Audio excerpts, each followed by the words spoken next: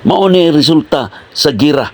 Ilang nakaplagan usa ka sundalo nga kalabira na nagbanga nga siya, nakahilmet apan naigo sa bala.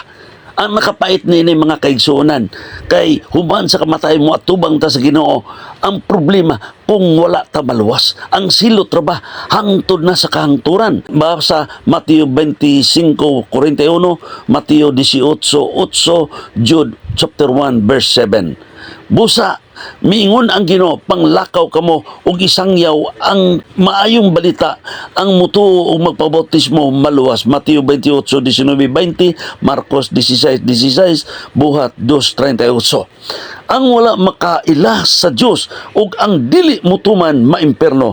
2 Tesalonica kapitulo 1 verse 8 ngadto sa 9. Busa kinahanglan yun punta nga mupadayon sa atong pagtuo diha sa Ginoo Kristo. Ang Biblia nagaingon ang nagpadayon maluwas. Mateo 10:22, 24:13, Marcos 13:13, Lucas 21:19, Revelation chapter 3 verse 10. Busa kinahanglan pud nga magtinud-anon ta hangtod sa kamatayon.